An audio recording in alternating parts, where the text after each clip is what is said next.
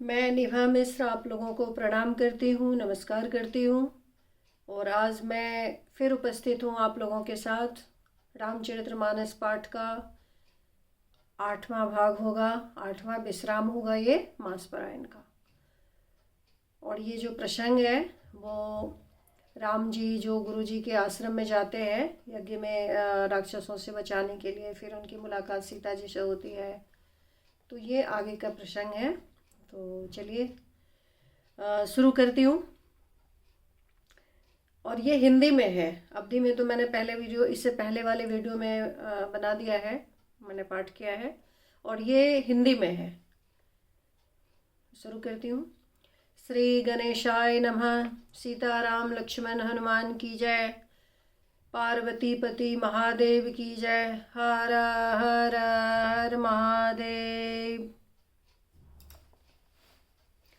श्री राम जी और लक्ष्मण जी मुनि के साथ चले।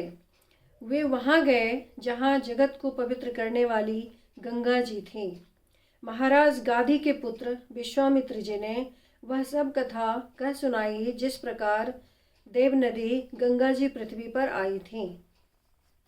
तब प्रभु ने ऋषियों सहित गंगा जी में स्नान किया।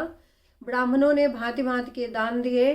फिर मुनि वृंद के साथ वे प्रसन्न होकर चले और शीघ्र ही जनकपुर के निकट पहुंच गए। श्री राम जी ने जब जनकपुर की शोभा देखी तब वे छोटे भाई लक्ष्मण सहित अत्यंत हर्षित हुए। वहां अनेकों बावलियां, कुएं, नदी और तालाब हैं जिनमें अमृत के समान जल है और मणियों की सीढ़ियां बनी हुई हैं। मकरंद रस से मतवाले होकर भौरे सुंदर गुंजार कर रहे हैं। रंग बिरंगे बहुत से पक्षी मधुर शब्द कर रहे हैं। रंग रंग के कमल खिले हैं।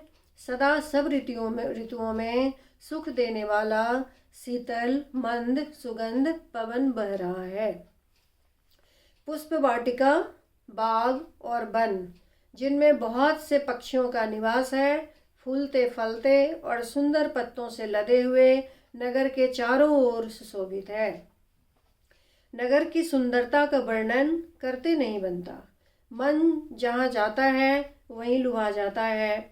सुंदर बाजार है, मणियों से बने हुए विचित्र छज्जे हैं, मानो ब्रह्मा ने उन्हें अपने हाथों से बनाया है। कुबेर के समान श्रेष्ठ धनी व्यापारी सब प्रकार की अनेक वस्तुएं लेकर दुकान में बैठा है, ऐसा प्रतीत होता है। सुंदर चौराहे और सुहावनी गलियां सदा सुगंध से सिंची रहती हैं। सबके घर मंगलमय हैं और उन पर चित्र कढ़े हुए हैं जिन्हें मानो कामदेव रूपी चित्रकार ने अंकित किया है। नगर के सभी स्त्री पुरुष सुंदर, पवित्र, साधु स्वभाव वाले, धर्मात्मा, ज्ञानी और गुणवान हैं। जहाँ जनक जी का अत्यंत अनुपम सुंदर निवास स्थान महल है, वहाँ के विलास ऐश्वर्य को देखकर देवता भी थकित यानी स्तंभित हो जाते हैं। मनुष्यों की तो बात ही क्या है। कोट यानी राजमहल के परकोटे को देखकर चित्त चकित हो जाता है। ऐसा मालूम होता है मानो उसने समस्त लोगों की शोभा को घेर रखा है। उज्जवल महलों में अनेक प्रकार के सुंदर रीति से बने हुए मणिजटित सोने की जरी के पर्दे लगे हैं। सीता जी के रहने के सुंदर महल की शोभा का वर्णन किया ही कैसे जा सकता। राजमहल के सब दरवाजे यानी फाटक सुंदर हैं, जिनमें वज्र के समान मजबूत अथवा हीरों के चमकते हुए किवाड़ लगे हैं। वहाँ मातहत राजाओं, नटों, मागधों और भाटों की भीड़ लगी रहती है। घोड़ों और हाथियों के लिए बहुत बड़ी बड़ी घुड़सालें और गजशालाएं बनी हुई हैं, जो सब समय घोड़े, हाथी और रथों से भरी रहती हैं। बहुत से शूरवीर, मंत्री और सेनापति हैं। उन सबके घर भी राजमहल सरीखे ही हैं। नगर के बाहर तालाब और नदी के निकट जहाँ तहाँ बहुत से राजा लोग उतरे हुए हैं। वहीं आमों का एक अनुपम बाग देखकर, जहाँ सब प्रकार के सुभीते थे और जो सब तरह से सुहावना था, विश्वामित्र जी ने कहा, हे सुजान रघुवीर, मेरा मन कहता है कि यहीं रहा जाए। कृपा के धाम श्री रामचंद्र जी बहुत अच्छा स्वामीन कहकर वहीं मुनियों के समूह के साथ ठहर गए। मिथिलापति जनक जी ने जब यह समाचार पाया कि महामुनि विश्वामित्र आए हैं, तब उन्होंने पवित्र हृदय के ईमानदार स्वामी भक्त मंत्री, बहुत से योद्धा, श्रेष्ठ ब्राह्मण, गुरु सतानंद जी और अपनी जाति के श्रेष्ठ लोगों को साथ लिया और इस प्रकार प्रसन्नता के साथ राजा मुनियों के स्वामी विश्वामित्र जी से मिलने चले। राजा ने मुनि के चरणों पर मस्तक रखकर प्रणाम किया। मुनियों के स्वामी विश्वामित्र जी ने प्रसन्न होकर आशीर्वाद दिया। फिर सारी ब्राह्म मंडली को आदर सहित प्रणाम किया और अपना बड़ा भाग्य जानकर राजा आनंदित हुआ। बार बार कुशल प्रश्न करके विश्वामित्र जी ने राजा को बैठाया। उसी समय दोनों भाई आ पहुंचे जो फुलवारी देखने गए थे। सुकुमार किशोर अवस्था वाले श्याम और गौर वर्ण के दोनों कुमार नेत्रों को सुख देने वाले और सारे विश्व के चित्त को चुराने वाले हैं।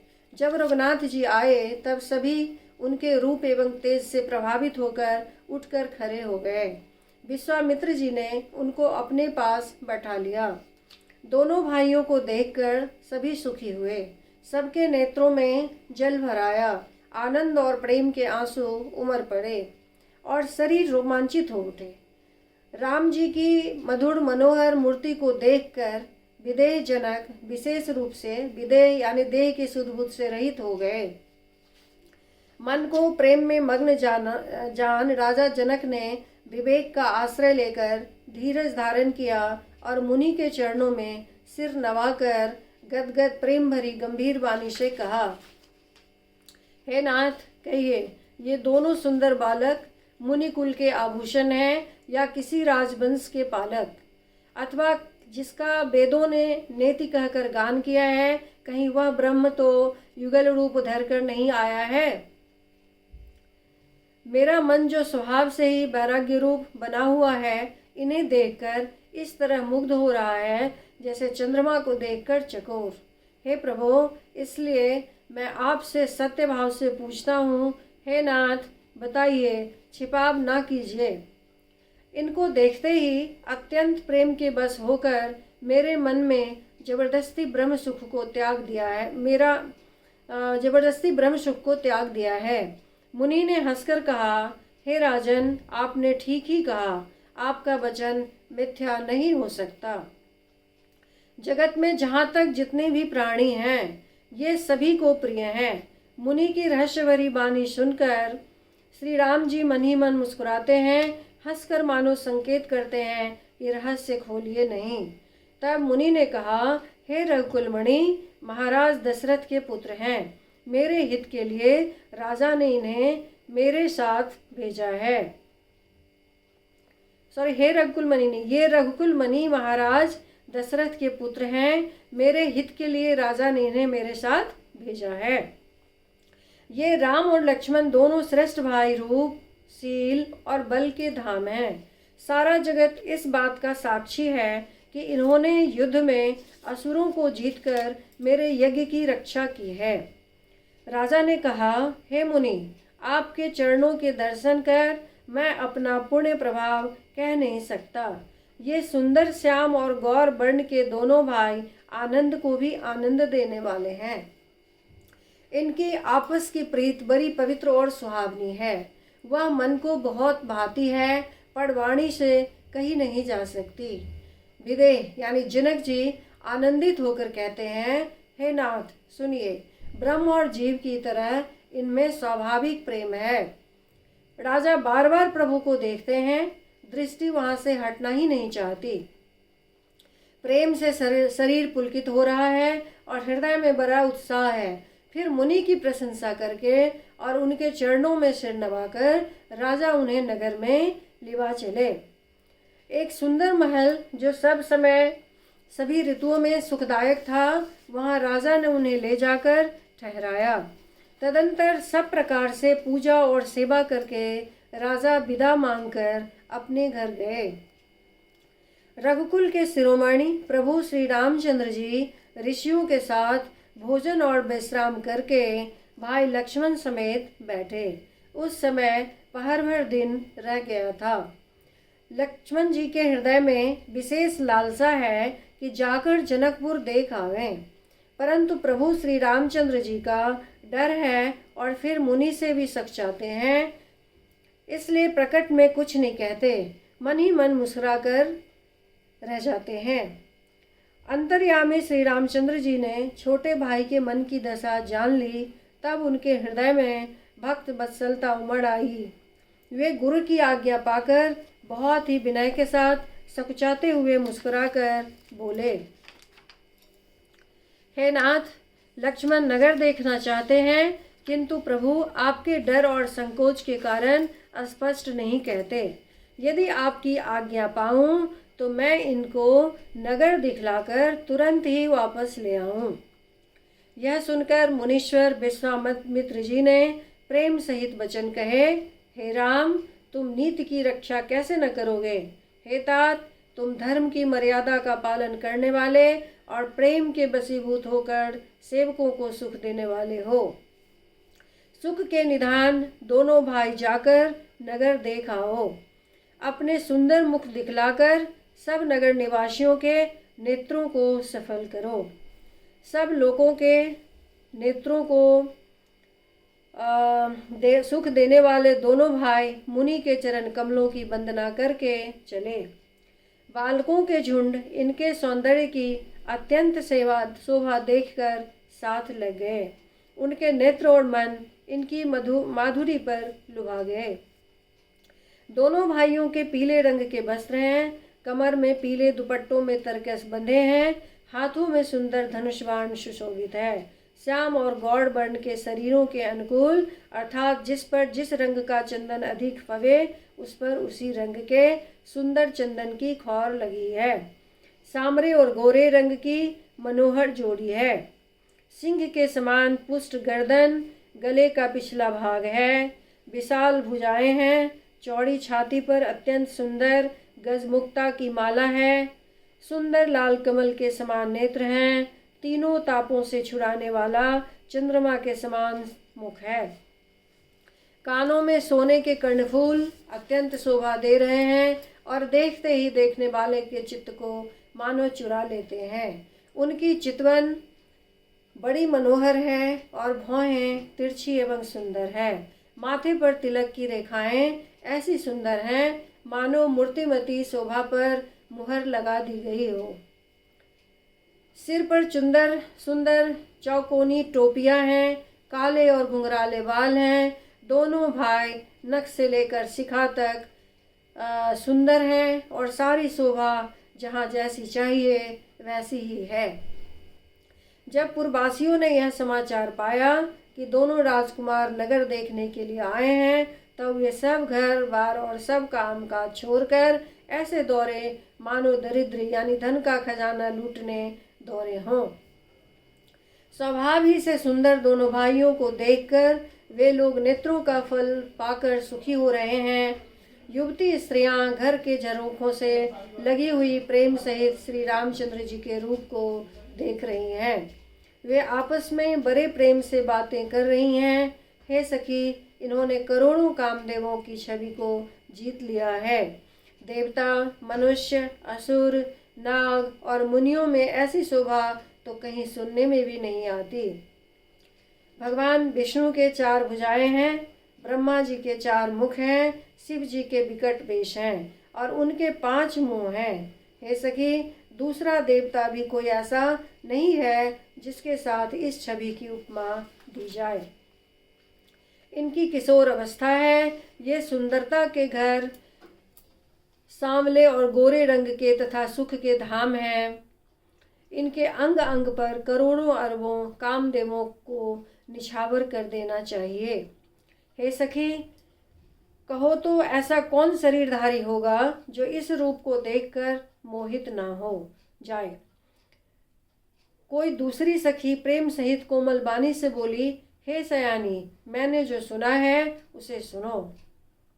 ये दोनों राजकुमार महाराज दशरथ जी के पुत्र हैं। बाल राजहंसों का सा सुंदर जोड़ा है। ये मुनि विश्वामित्र के यज्ञ की रक्षा करने वाले हैं। इन्होंने युद्ध के मैदान में राक्षसों को मारा है। जिनका श्याम शरीर और सुंदर कमल जैसे नेत्र हैं, जो मारीच और सुबाहु के मद को चूर करने वाले और सुख की खान हैं, और जो हाथ में धनुष बाण लिए हुए हैं, वे कौशल्या जी के पुत्र हैं। इनका नाम राम है। जिनका रंग गोरा और किशोर अवस्था है, और जो सुंदर वेश बनाए हैं और हाथ में धनुष बाण लिए श्री राम जी के पीछे पीछे चल रहे हैं, वे उनके छोटे भाई हैं। उनका नाम लक्ष्मण है। हे सखी सुनो, उनकी माता सुमित्रा है। दोनों भाई ब्राह्मण विश्वामित्र का काम करके और रास्ते में मुनि गौतम की स्त्री अहल्या का उद्धार करके यहाँ धनुष यज्ञ देखने आए हैं। यह सुनकर सब स्त्रियां प्रसन्न हुई। श्री रामचंद्र जी की छवि देखकर कोई एक दूसरी सखी कहने लगी, यह वर जानकी के योग्य है। हे सखी, यदि कहीं राजा इन्हें देख ले तो प्रतिज्ञा छोड़कर हठपूर्वक इन्हीं से विवाह कर देगा। किसी ने कहा, राजा ने इन्हें पहचान लिया है और मुनि के सहित इनका आदर पूर्वक सम्मान किया है। परंतु हे सखी, राजा अपना प्रण नहीं छोड़ता। वह होनहार के वशीभूत होकर हठपूर्वक अविवेक का ही आश्रय लिए हुए हैं। प्रण पर अरे रहने की मूर्खता नहीं छोड़ते। कोई कहती है, यदि विधाता भले हैं और सुना जाता है कि वे सबको उचित फल देते हैं, तो जानकी जी को यही वर मिलेगा। हे सखी, इसमें संदेह नहीं है। जो दैवयोग से ऐसा संयोग बन जाए तो हम सब लोग कृतार्थ हो जाएं। हे सखी, मेरे तो इसी से इतनी अधिक आतुरता हो रही है कि इसी नाते कभी ये यहाँ आवेंगे। नहीं तो विवाह ना हुआ तो हे सखी सुनो, हमको इनके दर्शन दुर्लभ हैं। यह संयोग तभी हो सकता है जब हमारे पूर्व जन्मों के बहुत पुण्य हो। दूसरे ने कहा, हे सखी, तुमने बहुत अच्छा कहा। इस विवाह से सभी का परम हित है। किसी ने कहा, शंकर जी का धनुष कठोर है और ये सामले राजकुमार कोमल शरीर के बालक हैं। हे सयानी, सब असमंजस ही है। यह सुनकर दूसरी सखी कोमल वाणी कहने लगी, हे सखी, इनके संबंध में कोई कोई ऐसा कहते हैं कि ये देखने में तो छोटे हैं पर इनका प्रभाव बहुत बड़ा है। जिनके चरण कमलों की धूलि का स्पर्श पाकर अहल्या तर गई, जिसने बड़ा भारी पाप किया था, वे क्या शिव जी का धनुष बिना तोड़े रहेंगे? इस विश्वास को भूल कर भी नहीं छोड़ना चाहिए। जिस ब्रह्मा ने सीता को संवार कर बड़ी चतुराई से रचा है, उसी ने विचार कर सांवला वर भी रच रखा है। उसके ये वचन सुनकर सब हर्षित हुई और कोमल वाणी से कहने लगी, ऐसा ही हो। सुंदर मुख और सुंदर नेत्रों वाली स्त्रियां समूह के समूह हृदय में हर्षित होकर फूल बरसा रही है। जहाँ जहाँ दोनों भाई जाते हैं वहाँ वहाँ परम आनंद छा जाता है। दोनों भाई नगर के पूर्व की ओर गए, जहाँ धनुष यज्ञ के लिए रंग भूमि बनाई गई थी। बहुत लंबा चौड़ा सुंदर ढाला हुआ पक्का आंगन था, जिस पर सुंदर और निर्मल बेदी सजाई गई थी। चारों ओर सोने के बड़े बड़े मंच बने थे, जिन पर राजा लोग बैठेंगे। उनके पीछे समीप ही चारों ओर दूसरे मचानों का मंडलाकार घेरा सुशोभित था। वह कुछ ऊंचा था और सब प्रकार से सुंदर था। जहाँ जाकर नगर के लोग बैठेंगे, उन्हीं के पास विशाल एवं सुंदर सफ़ेद मकान अनेक रंगों के बनाए गए हैं, जहाँ अपने अपने कुल के अनुसार सब स्त्रियां यथा योग्य जिसको जहाँ बैठना उचित है बैठकर देखेंगी। नगर के बालक कोमल वचन कह कहकर आदरपूर्वक प्रभु श्री रामचंद्र जी को यज्ञशाला की रचना दिखला रहे हैं। सब बालक इसी बहाने प्रेम के बस होकर श्री राम जी के मनोहर अंगों को छूकर शरीर से पुलकित हो रहे हैं और दोनों भाइयों को देख देख कर उनके हृदय में अत्यंत हर्ष हो रहा है। श्री रामचंद्र जी ने सब बालकों को प्रेम के बस जानकर यज्ञ भूमि के स्थानों की प्रेम पूर्वक प्रशंसा की। इससे बालकों का उत्साह, आनंद और प्रेम और भी बढ़ गया, जिससे वे सब अपनी अपनी रुचि के अनुसार उन्हें बुला लेते हैं और प्रत्येक के बुलाने पर दोनों भाई प्रेम सहित उनके पास चले जाते हैं। कोमल, मधुर और मनोहर वचन कहकर श्री राम जी अपने छोटे भाई लक्ष्मण को यज्ञ भूमि की रचना दिखलाते हैं, जिनकी आज्ञा पाकर माया लव निमेष यानी पलक गिरने के चौपाई समय में ब्रह्मांडों के समूह रच डालती हैं। वही दीनों पर दया करने वाले श्री राम जी भक्ति के कारण धनुष यज्ञशाला को चकित होकर आश्चर्य के साथ देख रहे हैं। इस प्रकार सब कौतुक देखकर वे गुरु के पास चले। देर हुई जानकर उनके मन में डर है। जिनके भय से डर लगता है वही प्रभु भजन का प्रभाव, जिसके कारण ऐसे महान प्रभु भी भय का नाट्य करते हैं, दिखला रहे हैं। उन्होंने कोमल, मधुर और सुंदर बातें कहकर बालकों को जबरदस्ती विदा किया। फिर भय, प्रेम, विनय और बड़े संकोच के साथ दोनों भाई गुरु के चरण कमलों में सिर नवाकर आज्ञा पाकर बैठे। रात्रि का प्रवेश होते ही संध्या के समय मुनि ने आज्ञा दी। तब सबने संध्या वंदन किया। फिर प्राचीन कथाएं तथा इतिहास कहते कहते सुंदर रात्रि दोपहर बीत गई।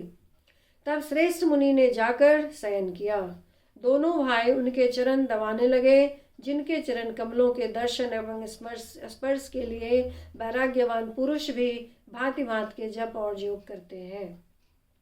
वे ही दोनों भाई मानो प्रेम से जीते हुए प्रेम पूर्वक गुरु जी के चरण कमलों को दबा रहे हैं। मुनि ने बार बार आज्ञा दी।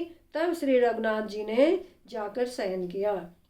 श्री राम जी के चरणों को हृदय से लगाकर भय और प्रेम सहित परम सुख का अनुभव करते हुए लक्ष्मण जी उनको दबा रहे हैं। प्रभु श्री रामचंद्र जी ने बार बार कहा, हे तात अब सो जाओ। तब वे उन चरण कमलों को हृदय में धरकर लेट रहे। रात बीतने पर मुर्गे का शब्द कानों से सुनकर लक्ष्मण जी उठे। जगत के स्वामी सुजान श्री रामचंद्र जी भी गुरु से पहले ही जाग गए। सब शौच क्रिया करके वे जाकर नहाए। फिर संध्या, अग्निहोत्र आदि नित्य कर्म समाप्त करके उन्होंने मुनि को मस्तक नवाया। पूजा का समय जानकर गुरु की आज्ञा पाकर दोनों भाई फूल लेने चले। उन्होंने जाकर राजा का सुंदर बाग देखा, जहाँ बसंत ऋतु लुभाकर रह गई है। मन को लुभाने वाले अनेक वृक्ष लगे हैं। रंग बिरंगे उत्तम लताओं के मंडप छाए हुए हैं। नए पत्तों, फलों और फूलों से युक्त सुंदर वृक्ष अपनी संपत्ति से कल्प वृक्ष को भी लजा रहे हैं। पपीहे, कोयल, तोते, चकोर आदि पक्षी मीठी बोली बोल रहे हैं और मोर सुंदर नृत्य कर रहे हैं। बाग के बीचों बीच सुहावना सरोवर सुशोभित है, जिसमें मणियों की सीढ़ियां विचित्र ढंग से बनी है। उसका जल निर्मल है, जिसमें अनेक रंगों के कमल खिले हुए हैं। जल के पक्षी कलरव कर रहे हैं और भ्रमर गुंजार कर रहे हैं। बाग और सरोवर को देखकर प्रभु श्री रामचंद्र जी भाई लक्ष्मण सहित हर्षित हुए। यह बाग वास्तव में परम रमणीय है, जो जगत को सुख देने वाले श्री रामचंद्र जी को सुख दे रहा है। चारों ओर दृष्टि डालकर और मालियों से पूछकर वे प्रसन्न मन से पत्र पुष्प लेने लगे और उसी समय सीता जी वहां आई। माता ने उन्हें गिरजा यानी पार्वती जी की पूजा करने के लिए भेजा था। साथ में सब सुंदरी और सयानी सखियां हैं, जो मनोहर वाणी से गीत गा रही हैं। सरोवर के पास गिरिजा जी का मंदिर सुशोभित है, जिसका वर्णन नहीं किया जा सकता। देखकर मन मोहित हो जाता है। सखियों सहित सरोवर में स्नान करके सीता जी प्रसन्न मन से गिरिजा जी के मंदिर में गईं। उन्होंने बड़े प्रेम से पूजा की और अपने योग्य सुंदर वर मांगा। एक सखी सीता जी का साथ छोड़कर फुलवारी देखने चली गई थी। उसने जाकर दोनों भाइयों को देखा और प्रेम में बेवल होकर वह सीता जी के पास आई। सखियों ने उसकी दशा देखी कि उसका शरीर पुलकित है और नेत्रों में जल भरा है। सब कोमल वाणी से पूछने लगी कि अपनी प्रसन्नता का कारण बता। उसने कहा, दो राजकुमार बाग देखने आए हैं, किशोर अवस्था के हैं और सब प्रकार से सुंदर हैं। वे सांवले और गोरे रंग के हैं। उनके सौंदर्य को मैं कैसे बखान कर कहूँ। वाणी बिना नेत्र की है और नेत्रों के वाणी नहीं है। यह सुनकर और सीता जी के हृदय में बड़ी उत्कंठा जानकर सब सयानी सखियां प्रसन्न हुई। तब एक सखी कहने लगी, हे सखी, ये वही राजकुमार हैं जो सुना है कि कल विश्वामित्र मुनि के साथ आए हैं और जिन्होंने अपने रूप की मोहिनी डालकर नगर के स्त्री पुरुषों को अपने बस में कर लिया है। जहाँ तहाँ सब लोग उन्हीं की छवि का वर्णन कर रहे हैं। अवश्य चलकर इन्हें देखना चाहिए, वे देखने ही योग्य हैं। उसके वचन सीता जी को अत्यंत ही प्रिय लगे और दर्शन के लिए उनके नेत्र अकुला उठे। उसी प्यारी सखी को आगे करके सीता जी चलीं। पुरानी प्रीति को कोई लख नहीं पाता। नारद जी के वचनों का स्मरण करके सीता जी के मन में पवित्र प्रीत उत्पन्न हुई। वे चकित होकर सब ओर इस तरह देख रही हैं मानो डरी हुई मृगछौनी इधर उधर देख रही हो। कंकन, हाथों के करे, करधनी और पायजेब के शब्द सुनकर श्री रामचंद्र जी हृदय में विचार कर लक्ष्मण से कहते हैं, यह ध्वनि ऐसी आ रही है मानो कामदेव ने विश्व को जीतने का संकल्प करके डंके पर चोट मारी है। ऐसा कहकर श्री राम जी ने फिरकर उस ओर देखा। श्री सीता जी के मुख रूपी चंद्रमा को निहारने के लिए उनके नेत्र चकोर बन गए। सुंदर नेत्र स्थिर हो गए, टकटकी लग गई, मानो निमि जनक जी के पूर्वज ने जिनका सबकी पलकों में निवास माना गया है। लड़की दामाद के मिलन प्रसंग को देखना उचित नहीं, इस भाव से सकुचाकर पलकें छोड़ दी, पलकों में रहना छोड़ दिया, जिससे पलकों का गिरना रुक गया। सीता जी की शोभा देखकर श्री राम जी ने बड़ा सुख पाया। हृदय में वे उसकी सराहना करते हैं, किंतु मुख से वचन नहीं निकलते। वह शोभा ऐसी अनुपम है मानो ब्रह्मा ने अपनी सारी निपुणता को मूर्तिमान कर संसार को प्रकट करके दिखा दिया हो। वह सीता जी की शोभा सुंदरता को भी सुंदर करने वाली है। वह ऐसी मालूम होती है मानो सुंदरता रूपी घर में दीपक की लौ जल रही हो। अब तक सुंदरता रूपी भवन में अंधेरा था, वह भवन मानो सीता जी की सुंदरता रूपी दीप शिखा को पाकर जगमगा उठा है, पहले से भी अधिक सुंदर हो गया है। सारी उपमाओं को तो कवियों ने झूठा कर रखा है। मैं जनक नंदनी श्री सीता जी की किससे उपमा दूं। इस प्रकार हृदय में सीता जी की शोभा का वर्णन करके और अपनी दशा को विचार कर प्रभु श्री रामचंद्र जी पवित्र मन से अपने छोटे भाई लक्ष्मण से समयानुकूल वचन बोले। हे तात, यह वही जनक जी की कन्या है जिसके लिए धनुष यज्ञ हो रहा है। सखियां इसे गौरी पूजन के लिए ले आई हैं। यह फुलवारी में प्रकाश करती हुई फिर रही हैं, जिसकी अलौकिक सुंदरता देखकर स्वभाव से ही पवित्र मेरा मन क्षुब्ध हो गया है। वह सब कारण अथवा उसका सब कारण तो विधाता जाने, किंतु हे भाई सुनो, मेरे मंगलदायक दाहिने अंग फरक रहे हैं।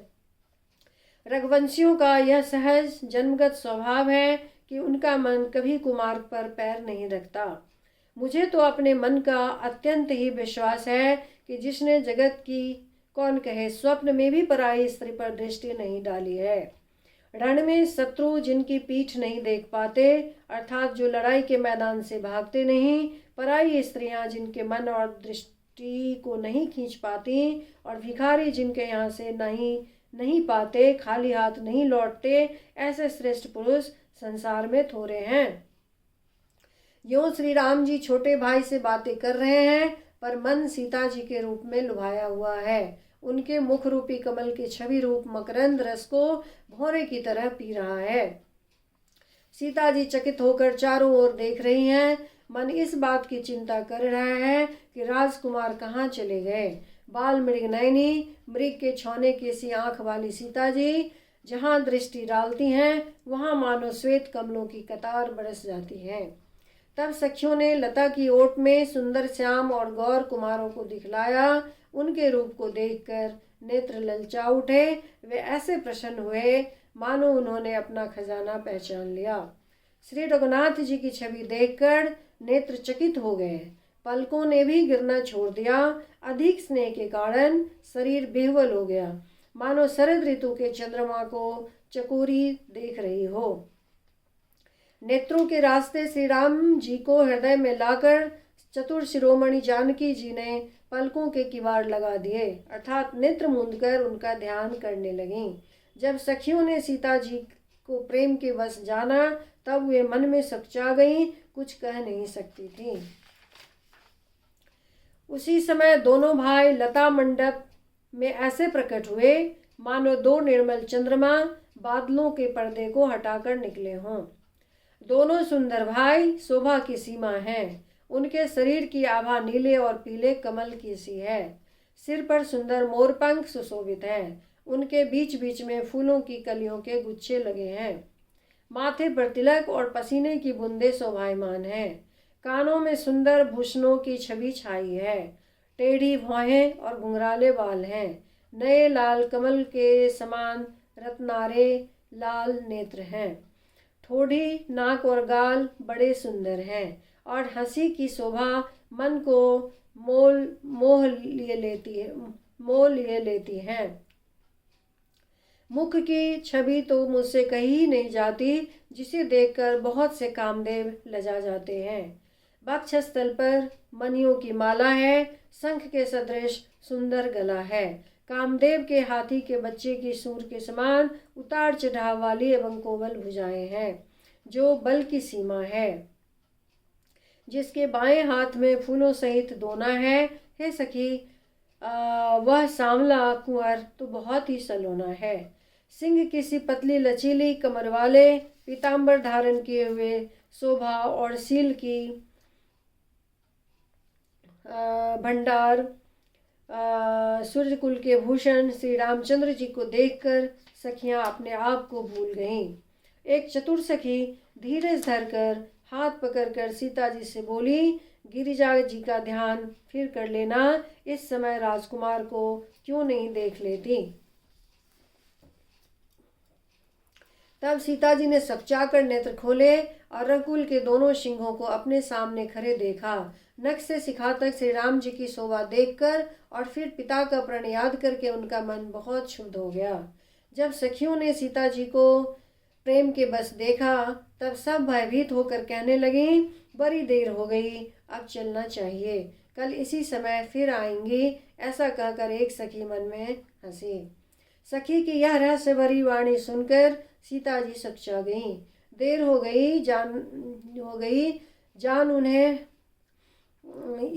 गई यह जानकर उन्हें माता का भय लगता है। बहुत धीरज धरकर वे श्री रामचंद्र जी को हृदय में ले आती हैं और उनका ध्यान करती हुई अपने को पिता के अधीन जानकर लौट चलीं।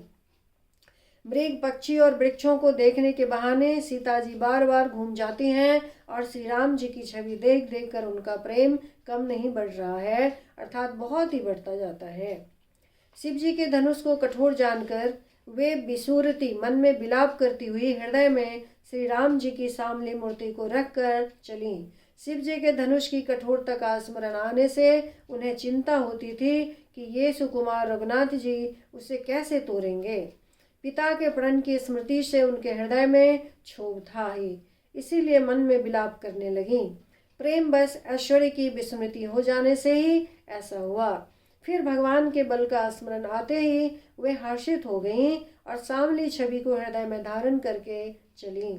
प्रभु श्री राम जी ने सब सुख, स्नेह, शोभा और गुणों की खान श्री जानकी जी को जाती हुई जाना। तब परम प्रेम की कोमल स्याही बनाकर उनके स्वरूप को अपने सुंदर चित्ररूपी भित्ति पर चित्रित कर लिया। सीता जी पुनः भवानी जी के मंदिर में गईं और उनके चरणों की वंदना करके हाथ जोड़कर बोली, हे श्रेष्ठ पर्वतों के राजा, हिमाचल की पुत्री पार्वती, आपकी जय हो, जय हो। हे महादेव जी की मुख रूपी चंद्रमा की ओर टकटकी लगाकर देखने वाली चकोरी, आपकी जय हो। हे हाथी के मुख वाले गणेश जी और 6 मुख वाले स्वामी कार्तिक जी की माता, हे जगत जननी, हे बिजली की सी कांति युक्त शरीर वाली, आपकी जय हो। आपका न आदि है, न मध्य है और न अंत है। आपके असीम प्रभाव को वेद भी नहीं जानते। आप संसार को उत्पन्न, पालन और नाश करने वाले हैं। विश्व को मोहित करने वाली और स्वतंत्र रूप से विहार करने वाली हैं। पति को इष्ट देव मानने वाली श्रेष्ठ नारियों में हे माता, आपकी प्रथम गणना है। आपकी अपार महिमा को हजारों सरस्वती और शेष जी भी नहीं कह सकते। हे भक्तों की मुहमांगा वर देने वाली, हे त्रिपुर के शत्रु शिव जी की प्रिय पत्नी, आपकी सेवा करने से चारों फल सुलभ हो जाते हैं। हे देवी, आपके चरण कमलों की पूजा करके देवता, मनुष्य और मुनि सभी सुखी हो जाते हैं। मेरे मनोरथ को आप भलीभांति जानती हैं, क्योंकि आप सदा सबके हृदय रूपी नगरी में निवास करती हैं। इसी कारण मैंने उसको प्रकट नहीं किया। ऐसा कहकर जानकी जी ने उनके चरण पकड़ लिए। गिरिजा जी सीता जी के विनय और प्रेम के बस में हो गईं और उनके गले की माला खिसक पड़ी और मूर्ति मुस्कुराई।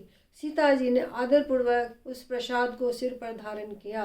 गौरी जी का हृदय हर्ष से भर गया और वे बोली, हे सीता, हमारी सच्ची आशीष सुनो, तुम्हारी मनोकामना पूरी होगी। नारद जी का वचन सदा पवित्र, संशय, भ्रम आदि दोषों से रहित और सत्य है। जिसमें तुम्हारा मन अनुरक्त हो गया है वही वर तुमको मिलेगा।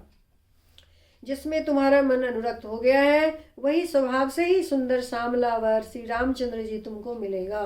वह दया का खजाना और सुजान यानी सर्वज्ञ हैं, तुम्हारे सील और स्नेह को जानते हैं। इस प्रकार श्री गौरी जी का आशीर्वाद सुनकर जानकी जी समेत सब सखियां हृदय में हर्षित हुई। श्री तुलसीदास जी कहते हैं, भवानी जी को बार बार पूजकर सीता जी प्रसन्न मन से राजमहल को लौट चली। गौरी जी को अनुकूल जानकर सीता जी के हृदय को जो हर्ष हुआ वह कहा नहीं जा सकता। सुंदर मंगलों के मूल उनके बाएं अंग फरकने लगे। हृदय में सीता जी के सौंदर्य की सराहना करते हुए दोनों भाई गुरु जी के पास गए। श्री रामचंद्र जी ने विश्वामित्र जी से सब कुछ कह दिया, क्योंकि उनका सरल स्वभाव है, छल तो उसे छूता भी नहीं है। फूल पाकर मुनि ने पूजा की, फिर दोनों भाइयों को आशीर्वाद दिया कि तुम्हारे मनोरथ सफल हों। यह सुनकर श्री राम लक्ष्मण सुखी हुए। श्रेष्ठ विज्ञानी मुनि विश्वामित्र जी भोजन करके कुछ प्राचीन कथाएं कहने लगे। इतने में दिन बीत गया और गुरु की आज्ञा पाकर दोनों भाई संध्या करने चले गए। इधर पूर्व दिशा में सुंदर चंद्रमा उदय हुआ। श्री रामचंद्र जी ने उसे सीता के मुख के समान देखकर सुख पाया। फिर मन में विचार किया कि यह चंद्रमा सीता जी के मुख के समान नहीं है। खारे समुद्र में तो इसका जन्म, फिर उसी समुद्र से उत्पन्न होने कारण विष इसका भाई। दिन में यह मलिन शोभाहीन निस्तेज रहता है और कलंकी काले दाग से युक्त है। बेचारा गरीब चंद्रमा सीता जी के मुख की बराबरी कैसे पा सकता है।